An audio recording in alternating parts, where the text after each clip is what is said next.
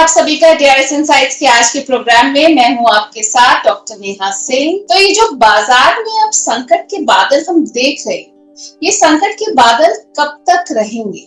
इन्हीं सवालों को जानने की हम कोशिश करेंगे। प्रदीप जी, स्वागत है आपका आज के शो में। Very good evening to you ma'am, आपको एंड आपके ऑल व्यूअर्स को। प्रदीप जी, सोमवार को जब हफ्ता शुरू हुआ, कारोबारी हफ्ते की शुरुआत हुई, तो ऐसा लग रहा था कि चलिए डर का कोई माहौल नहीं है, डर से उबर गए हैं लोग, अब हिम्मत वाली बात है और मार्केट अच्छे संकेत दे रहा है। पर मंगलवार को हमने फिर देखा कि मार्केट थोड़ा सा घबराया हुआ नजर आया। तो ये जो संकट के बादल अभी हम देख रहे हैं, बहुत सारी चीजों को लेकर आई थिंक क्लैरिटी मार्केट में है या नहीं है, ये तो आप बताएंगे। तो ये कब तक रहेगी संकट की बात? मैम, आपका साउंड बहुत लो आ रहा है। देखिए, बेसिकली जिस तरीके से हमने देखा कि 24,649 के आसपास आज क्लोजिंग हुआ है, एंड मुझे लगता है कि टैरिफ जो है ये सब चीज़ों को लेके मार्केट थोड़ा तो जो है टेंशन में ऑलरेडी जा चुका है कि क्या होने वाला है। और एक घंटा पहले भी मैं देख रहा था न्यूज़ कि ट्रम्प जी ने फिर से धमकी दिया है कि नेक्स्ट 24 to 48 आवर्स में फिर से कोई टैरिफ अनाउंसमेंट करने वाला है। और प्रीवियसली तो बोला था 25%, अभी भी ज्यादा होने का पॉसिबिलिटीज है। तो बेसिकली एक चीज देखिए, स्टोरी की जगह अलग है और प्राइस एक्शन अलग है। तो मैं थोड़ा ज्यादा टेक्निकली देखता हूं तो प्राइस एक्शन पे आ जाता हूं सीधा सीधा। 24,649 के आसपास अभी निफ्टी चल रहा है। मुझे लगता है कि जैसे कि लास्ट 4 से 5 हफ्ता नॉन स्टॉप मैंने आपको एक ही लेवल दिया था, 24,450। ना ही मेरे लिए 24,600, 700, 800, 900 कोई सपोर्ट था, और ना ही आज भी है, और ना ही बाद में रहने वाला है। मुझे लगता है कि मेरे लिए सपोर्ट एक ही है, 24,450 से लेके 24,500। और देखिए लास्ट 3 हफ्ता सेम चीज मैंने बताया, और आज का भी डे लो है ऑलमोस्ट 24,590 के आसपास। सो अगर मार्केट, क्योंकि मार्केट जब भी 450 500 के आसपास आता है 24,000, तो यहां से बार बार मार्केट बाउंस बैक कर रहा है। लास्ट 1.5 से 2 महीने का डेटा यही बोल रहा है। सो इस बार भी मुझे लगता है कि एक बार हो सकता है कि कल परसों में एक बार बाउंस बैक देखने को मिले। मतलब मान लो मार्केट एक मेक और ब्रेक जोन के आसपास है, अगर कुछ अनएक्सपेक्टेड बिग न्यूज नहीं आ जाता है तो मार्केट यार से डेफिनेटली फिर से बाउंस बैक करने वाला है, रैली होने वाला है। हमें अभी स्टॉक स्पेसिफिक इंटरडे और स्विंग ट्रेड 2-4 दिन के लिए नहीं करना है। अगर करना है तो फंडामेंटली अच्छा कंपनी में ट्रेड करना है। बहुत सारा ऐसे सेक्टर्स है जहां पे मुझे लगता है कि कुछ कुछ स्पेसिफिक स्टॉक्स है, वो स्टॉक्स में अगर आप दाव लगाते हो तो वो आपके लिए बेटर होगा। बाकी डोनाल्ड ट्रम्प को प्रिडिक्ट करना टोटली वो मतलब अनप्रिडिक्टेबल इंसान है, कब उनका क्या मन करे। अभी तो इंडिया ने भी अच्छे एक स्ट्रॉन्ग रिस्पॉन्स दिया है। सो मुझे लगता है कि ये एक वार है। सो ये ट्रेड वार जो है ये चलने वाला है, इजीली तो नहीं जाने वाला। सो हमें बस अच्छा कंपनी में इन्वेस्ट करना है और इंडिया के ऊपर भरोसा रखना है। लास्ट 10 साल में, जैसे कि मैंने आपके पॉडकास्ट आई थिंक बहुत सारे लोगों ने देखा है, बहुत सारा प्यार भी दिया है पॉडकास्ट को। तो पॉडकास्ट में मैंने बताया कि लास्ट 10 साल से मार्केट नॉन स्टॉप ग्रोथ ही हो रहा है। छोटा मोटा जो डीप है मार्केट में आता जाता रहता है, ये डीप में आपको अपॉर्चुनिटी ढूंढ के इन्वेस्ट करना है। मुझे याद है आपने कहा था I believe we are in the bull run. Yes, मैंने ऐसे बताया था आपको कि we are in a bull run. हम लॉन्ग टाइम फ्रेम में बुल रन पे है, शॉर्ट टाइम फ्रेम में मुझे लगता है कि जो फेस 1 है, फेस 1 में हम कंफ्यूज्ड है, लेकिन in a long run, in a long time frame में अगर हम बात करेंगे तो we are in a bull run currently. Pradeep ji, अब आपने पॉडकास्ट की बात करी है तो मैं आपको बता दूं, पॉडकास्ट को जो हमारा पॉडकास्ट था, पहली बार हम लोग ऑनलाइन की बजाय ऑफलाइन हम मिले भी, और हमने इतनी अच्छी एक बातचीत करी, वो व्यूअर्स को बहुत ज्यादा पसंद आई है। बहुत सारा प्यार मिला है हमें उस पॉडकास्ट पे, तो आपने भी देखा होगा। यस, मैंने एक बार देखा था 2 दिन पहले ही, बाद में मुझे टाइम नहीं मिला, बट डेफिनेटली मैं एक बार चेक करूंगा। बहुत अच्छे अच्छे कमेंट्स आए हैं और बहुत अच्छे सजेशंस आए हैं और काफी ज्यादा लोगों ने पसंद किया है। थैंक यू आपके व्यूअर्स को जिन्होंने स्पेशली कमेंट किया है, उनको एंड आपको भी, आपने मुझे इनवाइट किया। मैं बता दूं, हमारे बंगाल से भी बहुत सारे व्यूअर्स के कमेंट्स आए। ओके, थैंक यू सबाई के, धन्यवाद अनेक अनेक। आप प्रदीप जी, हम मार्केट की बात कर रहे हैं, तो मार्केट अप जा रहा हो या मार्केट में थोड़ी से अच्छा नहीं हो रहा हो, लेकिन फिर भी मौका जरूर तलाशा जाता है। तो ऐसे टाइम में जब हम मार्केट में बहुत सारे करेक्शंस देखने को मिल रहे हैं, तो इसमें एक आता है कि जब भी आप सलाह करते हैं, बाय ऑन डिप की एक सलाह करते हैं, तो इस समय कई सारे ऐसे स्टॉक्स होंगे जिनमें करेक्शन आ चुका होगा, अब शायद थोड़े एक अट्रैक्टिव प्राइस पे अवेलेबल हो, तो इस पर थोड़ी सी बातचीत कर ली जाए। 25 स्टॉक्स 25 मिनट में हम डिस्कस कर लेते हैं। हाँ हाँ, फाइन फाइन, पहले हाँ, वेरियस सेक्टर सेक्टर्स के, स्पेसिफिक जैसे स्टॉक। आपने कहा कि हर सेक्टर की कुछ कुछ स्टॉक्स। तो लेट्स स्टार्ट विद जो कि लोगों का काफी फेवरेट सेक्टर होता है, और आपसे भी मैं काफी बात करती हूँ उस पे, वो है डिफेंस सेक्टर। तो डिफेंस सेक्टर में ऐसे कौन से स्टॉक्स हैं जो इस समय अच्छी प्राइस पे खरीदारी करी जा सकती है? देखिए, आप डिफेंस देखेंगे, almost 80% 85% of the stock top से बहुत नीचे ऑलरेडी आया है। अब देखिए, ये चीज ना व्यूअर्स को सीखने का बात है, कोई रिकमेंडेशन नहीं है। सीखने का बात यही है कि जब कोई सेंटीमेंट बनता है, सेंटीमेंट के ऊपर बेस करके मार्केट भागता है। अब देखेंगे, डिफेंस आज से 1 साल 1.5 साल पहले टॉप बनाया था, जिस टाइम पे एचडीएफसी ने लॉन्च किया था डिफेंस फंड। उसके बाद हमने देखा मोतीलाल ओसवाल ने एक डिफेंस फंड लॉन्च किया। उसके बाद क्या हुआ, मार्केट ने पूरा टॉप बना दिया, नीचे आ गया। अब नीचे आ गया था, उसके बाद चल नहीं रहा था, तो अभी चलने का टाइम भी नहीं हुआ था। लेकिन जिस तरीके से ग्लोबल वार सिचुएशन हुआ, और उसके बाद हमने देखा इंडिया पाकिस्तान वाला जो मैटर चल रहा है, उस टाइम पे डिफेंस इतना रैली किया, इतना रैली किया, फिर से जाके ऑलमोस्ट लास्ट टाइम का जो नवंबर 2024 से पहले का जो टॉप है, वो टॉप तो हिट नहीं हुआ, लेकिन मुझे लगता है कि बहुत ज्यादा ऊपर आ गया था, तो शॉर्ट टाइम फ्रेम में। अब बहुत सारे लोगों ने फिर से पैसा डाला है ऊपर में, फिर से नीचे आया है। अब लोगों का एक क्वेश्चन है, डिफेंस कब चलेंगे? डिफेंस इमीडिएट लेवल पे अभी नहीं चलने वाला, बेस अभी बिल्ड हो रहा है। तो जो बेस है, कोई भी घर बनाने से पहले जो भीत होता है ना, भीत अभी हो रहा है डिफेंस में। तो मुझे दो स्टॉक स्पेशली डिफेंस में अच्छा लगता है। एक है HAL, हिंदुस्तान एरोनॉटिक जो है, पर्टिकुलरली 5200 5000 के आसपास से मैं बहुत बार बताया, 4500 के आसपास कभी भी आता है, तो अच्छा खासा पोटेंशियल जोन हो सकता है। तो मुझे लगता है कि देखिए, 4500 के ऊपर ये भी ट्रेड हो रहा है। सो करेंट जोन से बाई करने का सलाह रहेगा। मुझे लगता है कि स्टॉक आपको 7500 8000 नेक्स्ट, अगर 1.5 2 साल का आपका व्यू है, शॉर्ट टाइम में अगर आपका नेक्स्ट 7 से 8 महीने का व्यू है, सो आप बाई करके जाइए। 4050 के आसपास एक स्टॉप लॉस मेंटेन कीजिए। सेकंड स्टॉक रहेगा भारत इलेक्ट्रॉनिक्स लिमिटेड, सो BEL, 386 के आसपास चल रहा है। बहुत टाइम से हमने देखा कि 400 के नीचे नहीं आ रहा था। और स्टॉक्स का एक इंपॉर्टेंट चीज है ये, फंडामेंटली अगर हम देखेंगे BEL को, सो बेसिकली यहाँ पे एक चीज आप देखेंगे कि लिक्विडिटी का तो कुछ प्रॉब्लम नहीं है, एंड लिक्विडिटी का प्रॉब्लम नहीं है। Second is the profitable company है। जो पी देखेंगे इंडस्ट्री के, जो price to earning ratio compare to करेंगे BEL के साथ, BEL का जो प्राइस टू अर्निंग रेशियो वो भी बहुत कम है। तो इनका जितना ऑर्डर बुक स्ट्रांग है, क्वार्टर टू क्वार्टर रिजल्ट भी बढ़िया है। 5500 करोड़ के ऊपर तो पैट है, ऑलमोस्ट 2,82,000 करोड़ के आसपास मार्केट कैप है। सो अल्टीमेटली प्रॉफिट ग्रोथ भी देखेंगे, 29% CAGR के साथ प्रॉफिट ग्रोथ हो रहा है। सो अल्टीमेटली मुझे अच्छा लग रहा है। और सबसे बड़ा बात कि एंटायर द डिफेंस में एक सेलिंग प्रेशर आया है। सो BEL और HAL दोनों मेरे तरफ से पीक रहेंगे। नेक्स्ट आपको इन्वेस्टमेंट करना है, एक ट्रेडिंग वाला पीक नहीं है, 2 एक दिन में कुछ नहीं होने वाला है यहाँ पे। सो मुझे लगता है कि BEL अगर 386 387 में अभी आप इन्वेस्ट करते हो, और सेकंड प्लान भी आपको पास होना चाहिए, अगर कभी भी मान लीजिए एक बार 360 370 के आसपास आता है, तो फिर भी थोड़ा एक्यूमुलेशन करके जाइए। तो दो पार्ट में कीजिए, ऐसे दो स्टॉक दो पार्ट में कीजिए, तो मेरे हिसाब से मुझे लगता है कि इसी सेक्टर में दो स्टॉक रहेगा तो इनफ, और कुछ नहीं चाहिए। ऑलराइट, डिफेंस सेक्टर में आपने बताया दो स्टॉक्स, 25 में से हमारे पास हो गए। पीएल का टारगेट मुझे लगता है कि एक बार आपको बहुत जल्दी इमीडिएट लेवल पे 450, एंड मुझे लगता है कि एक बार आपको 550 600 कमिंग सून है। तो एक बार होल्ड कीजिए जिनके पास है, अगर नहीं है तो फ्रेश बाई भी आप करके जा सकते हो। ऑलराइट, तो हो गए ये दो स्टॉक्स, और अभी हमारे दर्शक हमारे साथ बने रहे, क्योंकि हम और भी स्टॉक्स बाय ऑन डिप में कहाँ कहाँ मौका है वो डिस्कस करने जा रहे हैं प्रदीप जी के साथ।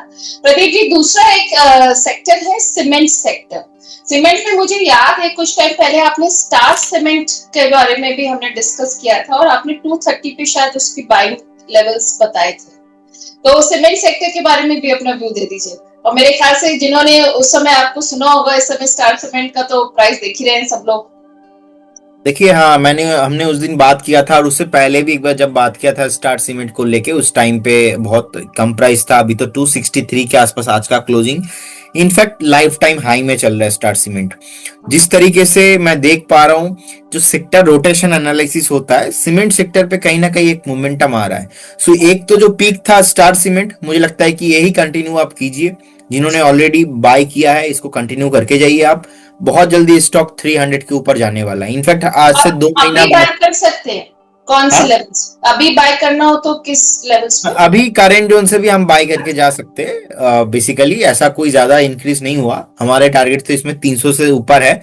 सो आज से 2 महीना बाद, 3 महीना बाद जब हम फिर से रिव्यू करेंगे, देखेंगे उस टाइम पे 300 के ऊपर जाने का ही पॉसिबिलिटीज है, क्योंकि इसका weekly trend, monthly trend, daily trend बहुत ही बढ़िया है। 50 मूविंग एवरेज के ऊपर ट्रेड हो रहा है, 200 डीएमए के ऊपर ट्रेड हो रहा है, 100 मूविंग एवरेज के ऊपर ट्रेड हो रहा है, 10 दिन का मूविंग एवरेज के ऊपर ट्रेड हो रहा है। मैकडी इसमें पॉजिटिव है, आरएसआई इसमें बुलिश है। तो जितने भी टेक्निकली इंडिकेटर्स हम देखते तो ऑल पॉजिटिव ही है। सेकेंड स्टॉक एक है, ये लीडर है लेकिन ये उतना ऊपर नहीं आया। सो मान लीजिए अगर आप, सॉरी एक्चुअली मेरा हेल्थ पता नहीं बहुत टाइम से सही नहीं हो रहा है, ये जो गला में थोड़ा बहुत काशी आ रहा है ना, ठीक नहीं हो रहा है, तो बीच बीच में थोड़ा इसके लिए माफी चाहूंगा मैं, ठीक है। और कोई नहीं, इतना बस आप अपना फुल डे ख्याल रखिए, बात हो रहा अपनी है ना, मेडिसिन लीजिए। हाँ, इतना फुल डे बात हो रहा है ना, रेस्ट लेने का तो टाइम ही नहीं मिल रहा है। रात को ना नींद हो रहा है, ना रेस्ट लेने के लिए टाइम हो रहा है, कुछ भी टाइम नहीं मिल रहा है। देखिए, अभी अल्ट्राटेक सीमेंट 12,298, 12,298 के आसपास चल रहा है। मुझे लगता है कि if you are a safe investors, अगर आप थोड़ा सेफ जाना चाहते हो एंड सीमेंट सेक्टर में रहना चाहते हो, तो मुझे लगता है कि अल्ट्राटेक सीमेंट आपके लिए है। स्टॉक्स में एक स्टॉप लॉस मेंटेन कीजिए 11,200 के आसपास। स्टॉक का जो नेक्स्ट टारगेट है, मुझे लगता है कि 15,000, 15,500 कमिंग सुन है। नेक्स्ट 6 से 8 महीने का व्यू रहेगा। अगर आप बहुत ही सेफ निवेशक हो तो आपके लिए अल्ट्राटेक सीमेंट रहेगा। बाकी जेके सीमेंट भी बहुत बढ़िया लग रहा है, 6,900 के आसपास उसके ऊपर क्लोजिंग आया। जिस तरीके का रैली यहाँ पे है, मुझे लगता है कि ये स्टॉक्स नेक्स्ट 1.5 से 2 सालों में आपको मिनिमम 8,500, 9,000 होते हुए दिखेंगे। तो सीमेंट सेक्टर में एक रैली मोमेंटम आ रहा है। तो स्मॉल कैप के अंदर मुझे लगता है कि स्टार सीमेंट जो मैंने बताया था, ये स्टॉक्स बहुत फेवरेट है। तो आपको तीनों चीज मिल गया, mid cap, large cap, small cap, तीनों मिल गया। आप तीनों चीजों में प्लान बना सकते हो। प्रदीप जी, ये हम कंटिन्यू करेंगे। कुछ सवाल हम हमारे दर्शकों के ले लेते हैं in the meantime. Nishant Pandey ji हैं, कह रहे हैं कि मेरे पास ट्यूब इन्वेस्टमेंट के शेयर्स हैं और मेरा जो बाइंग रेट है वो 3014 का है, यानी 3014 का। तो उस पर आपका व्यू चाह रहे हैं? देखिए, यहाँ पे जो है कंसोलिडेशन अभी खत्म नहीं हुआ है। मुझे लगता है कि 2750 से लेके 2900 के आसपास एक कंसोलिडेशन चल रहा था। तो ये कंसोलिडेशन कंटिन्यू होने वाला है। तो अगर आपके पास है, आप बने रहिए विथ स्टॉप लॉस ऑफ 2750, एक स्टॉप लॉस मान लीजिए आप। तो 2750 विथ स्टॉप लॉस बने रहिए इस काउंटर पे। अगर एक बार 3,000 के ऊपर सस्टेन करता है, ब्रेकआउट आ जाएंगे, उसके बाद आपको देखेंगे कि 3,400, 3,500 बहुत जल्दी आपको देखने को मिलेगा। लेकिन 3,000 से पहले अभी तो नो ट्रेड जोन पे है, तो फ्रेश बाई करने का रिकमेंडेशन स्टॉक्स में अभी नहीं है। 3,000 के ऊपर रहेगा। और पावर ग्रिड को भी के बारे में भी ये पूछना चाह रहे हैं, इनका बाइंग रेट है 306 का। देखिए, पावर ग्रिड अभी नहीं चलने वाला, क्योंकि जिस तरीके से हमने देखा कि एंटर एक सेगमेंट पे कंसल्टेशन हो रहा है, 286 के आसपास अभी है। सो आई डोंट थिंक ये स्टॉक्स आपको 320 से पहले तो कोई ज्यादा मोमेंटम दे सकता है। 320 इसके ऊपर सस्टेन करने पे स्टॉक चलेगा। और हम देख ही रहे कि फेब्रुआरी मंथ से नहीं चल रहा है। जो स्टॉक्स फेब्रुआरी मंथ से नहीं चल रहा है, हो सकता है कि और 3, 4, 5 महीना लगा दे। रैली नहीं है, फंडामेंटली अच्छा है। मेक श्योर बने रहिए। करेंट जोन से इन्वेस्टमेंट करने का कोई सलाह नहीं है। मुझे लगता है कि if you want to add buy 260, 265 के आसपास आता है, so you can buy. But current movement से मुझे लगता नहीं कि इमीडिएटली कुछ ऊपर जाने वाला है। अगर स्टॉक 320 क्रॉस करता है, उस केस में ब्रेकआउट आ जाएंगे। ऑलराइट, 320 क्रॉस करेगा तब ब्रेकआउट की उम्मीद है। अभी बने रहने की आपकी तरफ से सलाह है। गेल इन्होंने खरीदा है 180 के रेट पर। गेल को लेके क्वेश्चन आप आज से लेके 6 महीने तक करते रहो। लास्ट वीक भी पावर ग्रिड का गेल का क्वेश्चन आया था। गेल नहीं बढ़ने वाला। जितने भी एनालिस्ट को पूछ लो, आपको फंडामेंटली बताएंगे बहुत अच्छा है, लेकिन स्टॉक नहीं चलने वाला, ठीक है। और क्योंकि जिस तरीके का ब्रेकडाउन है, और गेल पावर ग्रिड बहुत ही मतलब क्या है ना, स्टॉक का नेचर बहुत शांत है, धीरे धीरे चलने वाला है, एक कछुआ की तरह चलता है। सो अगर आपने किसी का रिकमेंडेशन सुन के एंट्री लिया है एंड इफ यू थिंक 2-3 हफ्ते में जो है रिजल्ट चेंज हो जाएंगे, कुछ नहीं होने वाला। So as per the my interpretation मुझे लगता है कि 145 एक स्टॉप लॉस मेंटेन कीजिए, बने रहिए। और जब हम ऐसा बोल रहे कि मुझे स्टॉक कम में नहीं खरीदना, मुझे महंगा खरीदना है, सो मैम हो सकता है कि लोगों को लॉजिक पता ना हो, तो थोड़ा हम एक्सप्लेन करके देते हैं इसको कि अगर कोई भी स्टॉक मान लीजिए गेल के पावर ग्रिड के साथ ही है, जैसे कि हमने अभी बात बोला, पावर ग्रिड मैं 320 के ऊपर खरीदूंगा, हाँ 320 के ऊपर खरीदूंगा, अभी नहीं खरीदूंगा। क्यों? क्योंकि 286 से लेके ऑलरेडी अभी देखिए, तो 308 में था अप्रैल में भी, मई में भी था 300, और जून में भी था 305, उसके बाद हमने देखा 299, अभी 286। तो इसका मोमेंटम नीचे की तरफ है, ऊपर की तरफ नहीं है। अब ये जो कैंडल है ना, कैंडल स्टिक पैटर्न 5 मिनट का बनता है, एक दिन का बनता है, एक एक हफ्ते का बनता है, एक महीने का बनता है, वही जैसे कि एक हायर हाई जो कैंडल होता है अप ट्रेंड रहता है, उसके बाद जब कंफर्मेशन होता है, ब्रेकआउट आता है, अलग अलग जो इंडिकेटर्स होता है टेक्निकली वो स्ट्रांग रहता है, उसमें मोमेंटम बहुत ज्यादा आता है। मतलब 320 में अगर हम बाय करेंगे, यही पावर ग्रिड को देखेंगे आप, 320 जैसे ही ब्रेकआउट आएंगे तो 320 से अब बहुत जल्दी 380 400 इजीली हो जाएगा। लेकिन अभी 286 से हो सकता है कि 6 महीना लग चुका और भी 6 महीना लग जाए। सो यही the behind of the scene है, यही साइकोलॉजी है। आपको कभी कभी महंगा शेयर भी खरीदना पड़ सकता है स्पीड के लिए। ऑलराइट, प्रदीप जी, हिमांशु जी अपना सवाल लेकर आए हैं, कैनरा बैंक और पीएनबी बैंक के बारे में पूछ रहे हैं कि क्या करंट लेवल्स पर अभी खरीदा जा सकता है? देखिए पीएनबी आप देखेंगे 103 के आसपास है, जब तक 100 के ऊपर है आई डोंट थिंक इसमें ज्यादा कोई प्रॉब्लम है। लेकिन फिर भी पीएनबी और कैनरा दोनों अगर आप बाय करना चाहते हो तो मैं तो जाऊंगा कैनरा बैंक के साथ। अगर आप पीएसयू में रहना चाहते हो तो मुझे लगता है कि कैनरा बैंक सही है, लेकिन कैनरा बैंक के साथ दो प्रॉब्लम है। एक रेसिस्टेंस है ऑलमोस्ट 118 के आसपास, सेकेंड रेसिस्टेंस है 125 के आसपास, थर्ड रेसिस्टेंस है 150 में।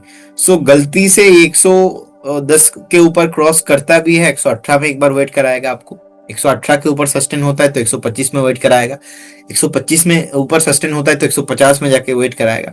तो इसीलिए कैनरा बैंक के लिए जो है लोअर वैल्यूएशन के साथ इन्वेस्ट करना है। 107 मुझे लगता है कि सही जोन है, लेकिन ज्यादा एक्सपेक्टेशन पीएसयू में रखना शॉर्ट टाइम फ्रेम में वो गलत हो जाएगा। लंबा आप व्यू रखिए, 2 से 3 साल का व्यू रखिए। और पीएसयू का नेचर ही वही है, 6-8 महीने चलेगा नहीं, एक महीने में पूरा 6-8 महीना, एक साल का जो रैली है वो आपको देके जाएगा। मुझे तो लगता है कि हाँ, अगर साथ में आपको जाना है, अगर आपको जाना है तो आप पीएसयूज को इंडियन बैंक के लेकर साथ भी आप बताना। जा सकते हो।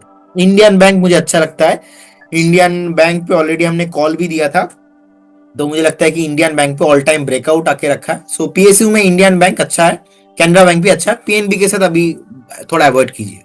ओके, आपने पीएसयू में बताया इंडियन बैंक और कैनरा बैंक। अब हिमांशु जी अमराजा बैटरी के ऊपर भी पूछ रहे हैं, इनकी जो बाइंग है वो है 990 की, कह रहे हैं सर टारगेट 6 महीने में क्या रहना चाहिए इसमें? अमर राजा बैटरीज 951 के आसपास है, एंड अगर हम 990 पे इन्होंने खरीदा है। तो अगर एक बार हम अगर वीकली चार्ट देखेंगे, सो वीकली चार्ट में एक बार सपोर्ट जो है 950 के आसपास ही है। सो 950 के आसपास एक सपोर्ट है। सो ये सपोर्ट पे अगर आप एक बार वेट करा दीजिए, मुझे लगता है कि अगर ब्रेक होता है तो उसके नीचे बहुत जाने वाला है, नीचे अभी इमीडिएट लेवल पे ऊपर नहीं जाने वाला। जिस तरीके से पैटर्न खराब हुआ है, मुझे लगता है कि कंसोलिडेशन इसमें बहुत 6 बाकी। महीने का व्यू मांग, हाँ 6 मंथ्स का व्यू है इनका, कह रहे 6 महीने में मुझे लगता है कि ये स्टॉक को 1000 के ऊपर सस्टेन करना बहुत इंपॉर्टेंट रहेगा। अगर 1000 के ऊपर सस्टेन होता है उस केस में स्टॉक ऊपर जाएंगे, अभी तो कुछ नहीं है, आप एक बार वेट कीजिए विथ स्टॉप लॉस ऑफ 915। अभी वेट कर सकते हैं with stop loss of 915। Shashidhar ji हैं, सोलर इंडस्ट्रीज के बारे में आपका व्यू जानना चाह रहे हैं, कह रहे हैं मेरा जो बाइंग प्राइस है वो 14,087 का है। कौन सा स्टॉक होता है मैम आपने? सोलर इंडस्ट्रीज, और इनका जो बाइंग प्राइस है वो 14,087 का है। स्टॉप लॉस पे आपकी एडवाइस मांग रहे हैं और 3 मंथ का टारगेट। नहीं, मुझे लगता है कि ये स्टॉक में बढ़िया मोमेंटम हो सकता है और इन्होंने अच्छा वैल्यूएशन पे लिया है। मतलब ऐसा तो बहुत अच्छा काम किया, एटलीस्ट 16,000 17,000 पे बाई नहीं किया। सो लास्ट टाइम का भी जब ब्रेकआउट आया था 12,650 से लेके 12,700 के रेंज पे ब्रेकआउट आया, उसके बाद भागा। फिर से स्टॉक जो है रिट्रेसमेंट में आके फिर से ऊपर जाने के लिए रेडी हो रहा है। और एक मोरूबोजो जो इस हफ्ते का है बहुत ही स्ट्रांग है। आप एक बार 13,650 एक स्ट्रिक्टली स्टॉप लॉस मेंटेन कीजिए। अच्छा। 13,650 में स्टॉप लॉस मेंटेन कीजिए। मुझे लगता है कि स्टॉक आपको ऑल टाइम हाई आते हुए दिखेंगे। मतलब जो 17,700 के ऊपर हाई था वो हाई आपको आते हुए दिखेंगे नेक्स्ट मैक्सिमम 3 to 4 मंथ पे। बने रहने का सलाह होगा। बहुत ही शानदार स्टॉक है, फेवरेट मेरा, one of my favourite counter है। नीचे से उन्होंने पकड़ा है, बहुत सही लेवल है। ऑलराइट, अभी बना रह सकते तो इसको अभी जो करंट लेवल्स चल रहे हैं, अगर उसमें हम इसको बाय ऑन डिप वाला टाइप का है इसका मामला या नहीं? नहीं, इसका मामला बाई ऑन डीप वाला नहीं है। आप करेंट जोन से बाई करके जाइए, क्योंकि आपको ज्यादा मौका नहीं मिलने वाला। देखिए 14,920 के आसपास चल रहा है। मुझे लगता है कि मैक्सिमम आप 14,800 700 कभी भी आता है करेंट जोन से। एक रेंज रहेगा, क्योंकि ऐसे बड़े स्टॉक्स के लिए 200-300 पॉइंट का गैप रहता है। आप 14,920 अभी प्राइस है। कभी भी 150-200 पॉइंट मैक्सिमम नीचे मिले तो मुझे लगता है कि आपको बाय करना चाहिए। करेंट जोन से भी आप बाय करके जा सकते हो, क्योंकि आप देखेंगे 1,35,000 करोड़ के ऊपर तो मार्केट कैप है, 1,200 करोड़ के ऊपर प्रॉफिटेबल कंपनी है। और जिस तरीके से अभी जो है कंसोलिडेशन खत्म होने के बाद ऊपर जाने के लिए रेडी हो रहा है, नेक्स्ट 3 से 4 महीने में आपको ऑल टाइम हाई दिखाई दे सकता है इस काउंटर पे। और मार्केट थोड़ा सी अगर सपोर्ट दे देता है तो। प्रदीप जी, शशिधर जी अद्वैत एनर्जी के बारे में पूछना चाह रहे हैं। अद्वैत एनर्जी, इनका जो ट्रांजिशन है, ये बाइंग प्राइस है इनका 2083 का। इस पर भी स्टॉप लॉस और 3 मंथ्स टारगेट। मुझे आप एक बार स्पेलिंग बताइए। ADVAIT, अद्वैत ADV। Energy. Okay okay okay fine, हाँ। देखिए ये रेसिस्टेंस के आसपास है, 2028 के आसपास चल रहा है। मुझे लगता है कि इसमें और थोड़ा सेलिंग प्रेशर पॉसिबल है, क्योंकि जिस तरीके के आसपास रेसिस्टेंस के आसपास कंसोलिडेशन हो रहा है, ये कंसोलिडेशन एक तो कैरी फॉरवर्ड होने वाला है, अदरवाइज डबल टॉप बिल्ड करके नीचे आने वाला है। सो ऊपर जाने का चांसेस बहुत इसमें कम है। ये ऊपर जा सकता है लेकिन 2200 के ऊपर। सो अगर किसी के पास है, आप 2000 के आसपास एक स्टॉप लॉस मेंटेन कीजिए, अब वेट कीजिए। बाकी 2000 के नीचे अगर आता है, उस केस में फिर से आपको 1750 1700 का जोन देखने को मिल सकता है। तो यहां से भी 300 350 पॉइंट नीचे, क्योंकि रेसिस्टेंस है वहां पे, सपोर्ट नहीं ले पा रहा है। एक सेलिंग प्रेशर जो है देखने को मिल रहा है, यहाँ पे डिमांड नहीं आ रहा है स्टॉक्स में। तो एक बार वेट करने का सलाह होगा इसमें, अभी फ्रेश बाई नहीं करने का सलाह होगा इसमें। ऑलराइट, फ्रेश बाय नहीं, पर अभी वेट कर सकते। 2000 का स्टॉप लॉस आपने बताया इस पर। प्रदीप जी, हमने डिस्कस कर लिया डिफेंस, हमने डिस्कस कर लिया सीमेंट, हमने डिस्कस किया PSUs। अब कौन सा सेक्टर है जिसमें अभी, और कौन से ऐसे स्टॉक्स है जो बाय ऑन डिप के लिए अभी सही है? देखिए 2 साल पहले अगर आप किसी को बोलते हुए सुनेंगे ऐसे कि मैं HDFC बाय कर रहा हूँ, वो आपके ऊपर हंसेंगे, क्योंकि 2 साल से उस टाइम पे HDFC परफॉर्म नहीं कर रहा था। बाद में हमने देखा HDFC परफॉर्म किया। अभी आप किसी को बोलेंगे मैं IT में इन्वेस्ट करूंगा, TCS में इन्वेस्ट करूंगा, वो हंसेंगे। लेकिन मुझे लगता है कि IT में बहुत अच्छा एक सेलिंग प्रेशर हो चुका है। अब डोनाल्ड ट्रम्प जी का अलग अलग न्यूज, जियो पॉलिटिकल अलग अलग टेंशन, जो भी XYZ स्टोरी कुछ भी हो, मैं स्टोरी को थोड़ा साइड करता हूं बार बार। मैं प्राइस एक्शन में आ जाता हूं, क्योंकि प्राइस एक्शन पे ही सब कुछ होता है। प्राइस एक्शन जो है वो रिफ्लेक्ट कर देता है अपने स्टोरी को। लेकिन ये क्या है ना मैम, ये बहुत इंटरेस्टिंग चीज है।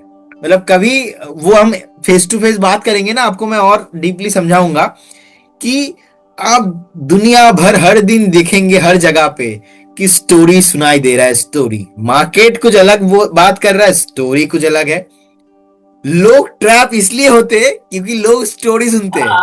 तो स्टोरी बनता है, मतलब जो घटना घटने के बाद, ठीक है। अब घटना घटने से पहले क्या होता है, प्राइस एक्शन। तो प्राइस एक्शन पे फोकस करना बहुत इंपॉर्टेंट है। सो अभी अब लोग बोलेंगे TCS खराब है, ITC खराब है, अपना जो है इन्फोसिस खराब है, TCS खराब है, IT सेक्टर नहीं चलने वाला। एक स्टोरी है कि क्या क्या फ्यूचर में हो सकता है, क्यों फ्यूचर में नहीं चलेंगे, अलग अलग ब्रोकरेज हाउस से रिपोर्ट आएंगे। सो मुझे लगता है कि आप एक बार इसको साइड कीजिए। As per the my nature, my way of thinking, the way I look to the market, so I believe one thing कि ऑलरेडी करेक्शंस हो चुका है IT में अच्छा खासा, और TCS लीडर है। नेक्स्ट जब भी IT परफॉर्म करने लगेंगे, हो सकता है it will take 5 to 6 months for rally the stocks, but you have to patience. 3063 is current zone. I think stock का टारगेट होना चाहिए, पहला target 3400 and second target is 3850 के आसपास, एंड करेंट जोन से आपको बाय करना चाहिए. And recently we saw the one thing, the TCS going below 3000 level, and this is a excellent thing, excellent buying opportunity for TCS. I think ये zone आपको next 2 से 3 साल बाद आपको बहुत ही आप रिग्रेट फील करेंगे अगर आज के डेट में टीसीएस जैसे स्टॉक्स आपने आपका पोर्टफोलियो में नहीं लिया तो बाय कीजिए टीसीएस. सेकंड इज मुझे लगता है कि इंफोसिस, इंफोसिस ही बहुत बढ़िया स्टॉक है, बहुत नीचे आ चुका है. इनफैक्ट जैसे कि मैं टीसीएस को अभी बता रहा हूँ, हम बाय कीजिए विथ हॉराइजन ऑफ 2 years, 1.5 साल 2 साल के लिए. लेकिन इंफोसिस के लिए मुझे लगता है कि और थोड़ा यहाँ पे डाउन साइड मैं एक्सपेक्ट करके चल रहा हूँ. 1460 के आसपास चल रहा है. कभी भी अगर आपको 1425 से लेके 1420 के आसपास मिलता है, बाय कीजिए with stop loss of 1350 stop loss होगा. उसके इसमें टारगेट होगा फिर से 1650. उसके बाद आपको ऑल टाइम हाई आते हुए दिखेंगे. ये नेक्स्ट मैं ओवरऑल जर्नी बता रहा हूँ, आपको डेली डेली सुनने का जरूरत नहीं पड़ेगा. एक बार आप 1.5-2 साल का व्यू, और ये जो स्टेटमेंट मैं आपको दे रहा हूँ इट विल नॉट चेंज अगर फंडामेंटली कुछ टेक्निकली ज्यादा चेंज नहीं होता है. और इसका प्रोबेबिलिटी इतना हाई है क्योंकि बहुत नीचे आ चुका है. तो जो चीज खराब हो चुका है, नीचे आ चुका है, वो खराब होने का चांसेस बहुत कम रहता है. तो टीसीएस इंफोसिस के अलावा कोई है आईटी सेक्टर? नहीं, आप दोनों लीडर के साथ जाइए, अच्छा है दोनों ही. और भी बहुत सारे हैं लेकिन आई थिंक टीसीएस इंफोसिस के साथ आपको जाना चाहिए. सचिन यादव जी हैं, कोल इंडिया पर आपका व्यू चाह रहे हैं. देखिए, कोल इंडिया भी ऐसा एक बुढ़ा स्टॉक है जो बुढ़ा स्टॉक चलेगा नहीं. ठीक है, बहुत सारे लोगों का होल्डिंग पे है. सो 381 पे इन्होंने खरीदा, 380.90 टू बी प्रिसाइज. 1 साल का व्यू है इनका. ठीक है, बने रहिए आप. अच्छा खासा एक करेक्शन इसमें हो चुका है, लेकिन मैं बुढ़ा इसलिए बोल रहा हूँ क्योंकि बहुत टाइम से स्टॉक नहीं चल रहा है और जो है ब्रेकआउट भी नहीं आ रहा है. अब मुझे लगता है कि 395 एक बार अगर क्रॉस करता है उस केस में आपको स्टॉक फिर से आपको 440 450 कमिंग सून आने वाला है. 1 साल का व्यू रखिए, 1-2 महीना 6 महीने में कुछ नहीं होने वाला, विथ स्टॉप लॉस ऑफ 355 और स्टॉप लॉस ऑफ 355 इस पे रखिएगा. सचिन जी, फार्मा सेक्टर भी काफी खबर में रहा है इधर. शहजाद जमाल जी क्वेश्चन भी लेकर आए हैं डॉक्टर रेड्डीज के बारे में. कह रहे हैं मेरी जो बाइंग है 1326 की है, 1326 की, तो क्या करना चाहिए? देखिए, मुझे लगता है कि और एक बार यहाँ पे जो है डीप मिल सकता है क्योंकि लगातार एक वीकली लोअर लो लगा के नीचे आ रहा है. वीकली चार्ट नेगेटिव है और जिस तरीके से नीचे आ रहा है आई डोंट थिंक कि ये 1200 के ऊपर टिके भी रह सकता है. अगर मार्केट में ज्यादा बाइंग मोमेंटम नहीं आया और यहाँ पे बेस नहीं बनाया, स्टॉक विल गो यहाँ से भी 40%, सॉरी 40 पॉइंट 60 पॉइंट नीचे आ सकता है. सॉरी 40% नहीं, 40 पॉइंट, मतलब आपको यहाँ से मिनिमम 1160 1150 के आसपास देखने को मिल सकता है. तो एक बार उसके लिए प्रिपरेशन रखिए. मुझे लगता है कि ये 1130 उसके नीचे नहीं जाना चाहिए. सो मेक श्योर ये 80-90 पॉइंट का गैप आपको देखने को मिल सकता है नेक्स्ट 2 से 4 महीने में. तो टेंशन करने वाला कोई बात नहीं है. फंडामेंटली अच्छा स्टॉक है. जब भी सेक्टर भागेंगे उस टाइम पे आपको काउंटर भागते हुए दिखेंगे. राइट. हमजा जी हैं, प्रदीप जी आपको विश कर रहे हैं. Good evening sir, I am very happy to see you on DRS insights. Good evening Hamza ji. Sir की तरफ से मैं ही बोल देती हूँ. कह रहे हैं क्या सर, मुझे बताइए अगर इस समय एंट्री ले सकते हैं नॉर्दर्न आर्क कैपिटल लिमिटेड पे करंट प्राइस? नहीं, मुझे लगता है कि स्टॉक्स में अगर आप एंट्री नहीं लेंगे तो ही अच्छा है क्योंकि जिस तरीके का चार्ट है बहुत नीचे है और नीचे आ रहा है. तो इसमें कोई मोमेंटम वो नहीं है कि कोई गारंटी नहीं कि स्टॉक ऊपर भी जाएगा कि नहीं. अभी कोई ऐसा बेस नहीं बना है. सो बेटर रहेगा एक बार अवॉइड करने का सलाह होगा इस स्टॉक्स में. और सेकंड थिंग, अगर आपको बाय करना है जैसे कि हमने हेल्थ सेक्टर को लेके बात किया है, तो यही एक स्टॉक्स मैंने आपको बताया था आज से कुछ दिन पहले, फोर्टिस हेल्थ केयर, आपको याद होगा. सो अभी थोड़ा बहुत ऊपर आ चुका है 867 के आसपास. शानदार चार्ट है, weekly chart, daily chart, monthly chart, RSI bullish है, मैकडी बुलिश है.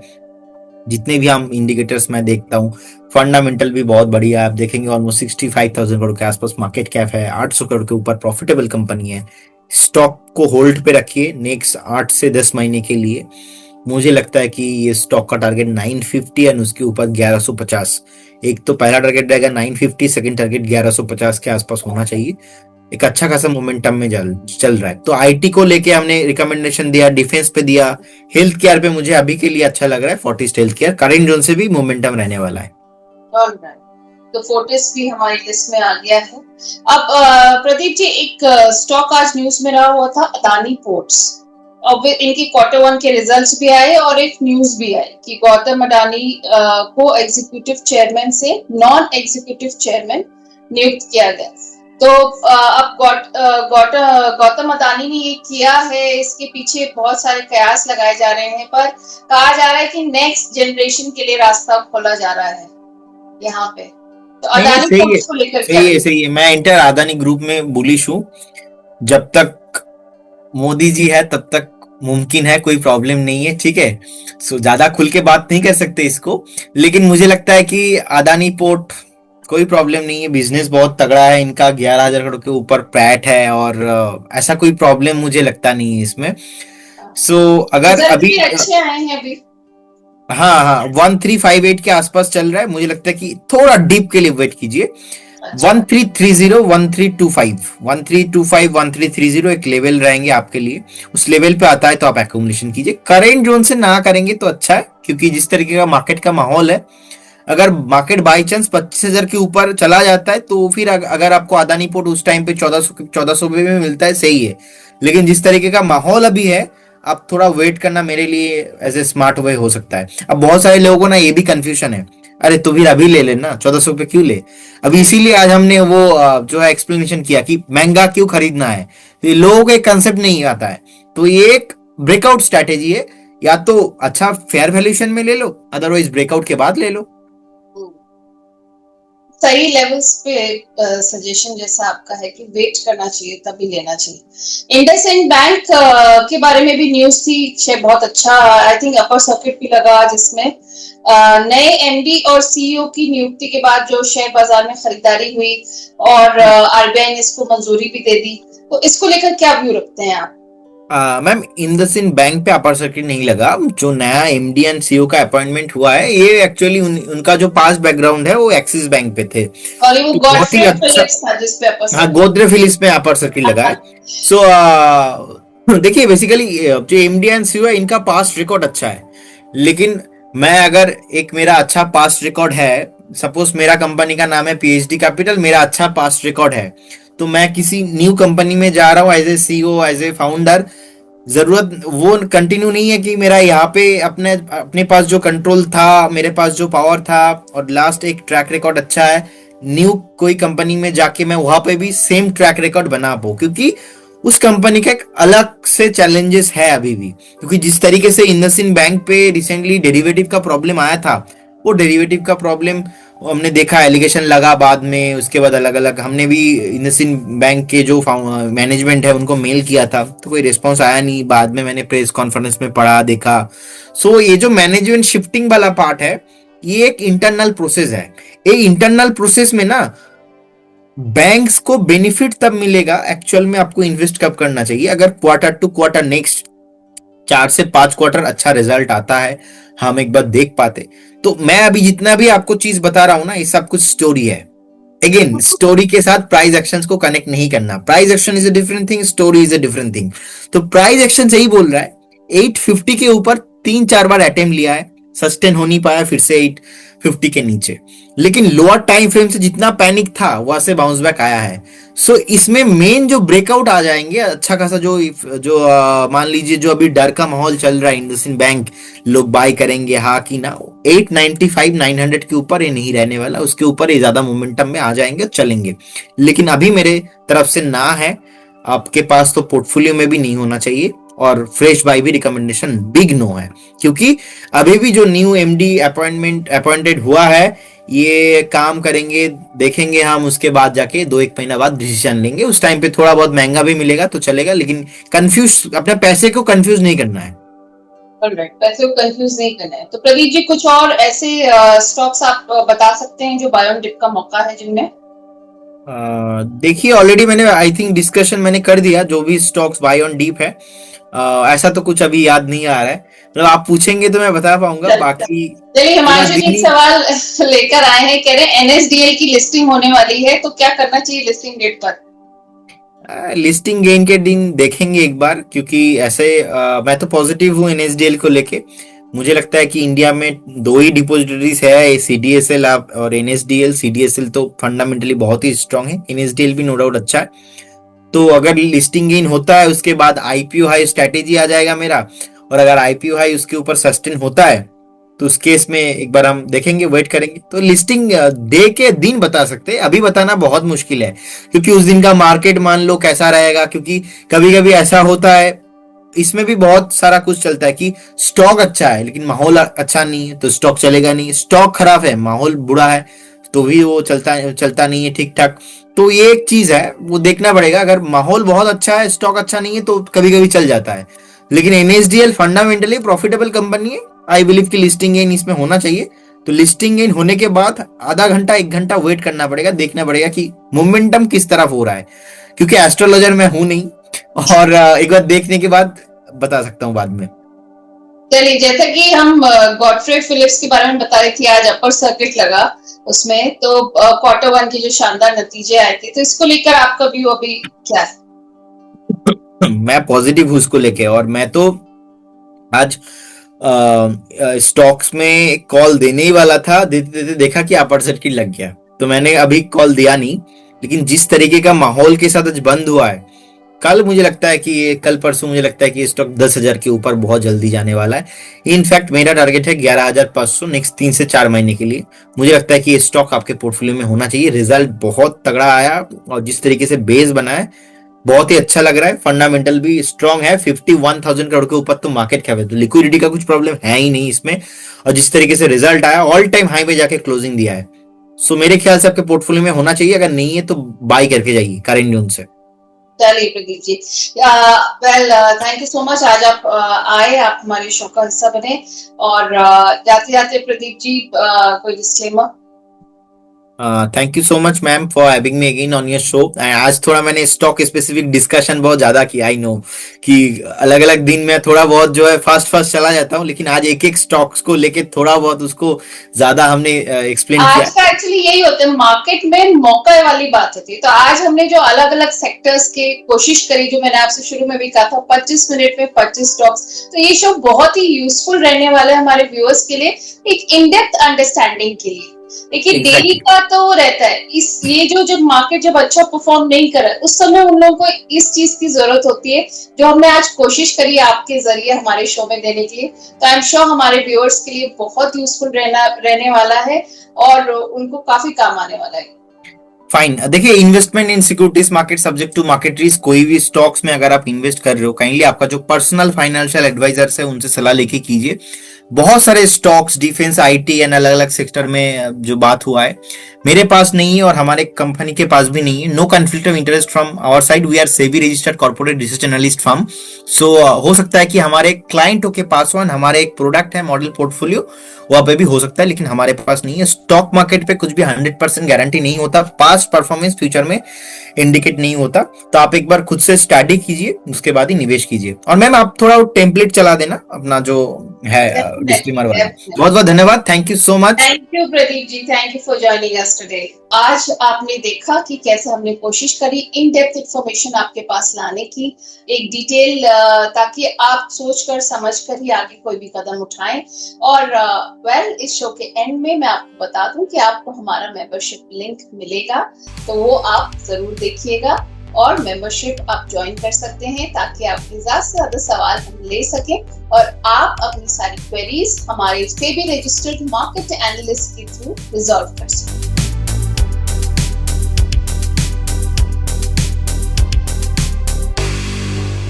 Thank you so much for watching today. Namaskar.